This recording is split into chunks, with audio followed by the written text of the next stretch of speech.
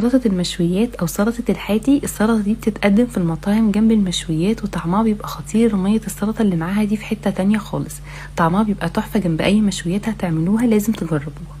اول حاجة هضيف الخضار المتقطع، هضيف طماطم متقطعة وكمان خيار متقطع، بقدونس مفروم وشبت مفروم وبصل متقطع شرايح رفيعة. هقلب الخضار الاول مع بعض كويس جدا، وبعد كده في طبق تاني هضيف كوبايه من ميه ساقعه وعليها التوابل، معلقه صغيره من الملح، معلقه صغيره من الكمون والكزبره والبابريكا، ومعلقه كبيره من الخل وعصير ليمونه صغيره.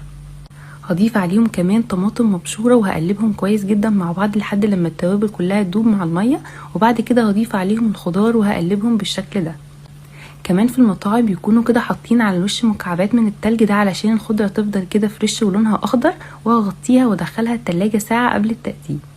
بتطلع من التلاجة طعمها خطير والخضار تحفة، وكمان المية اللي معاها دي خطيرة.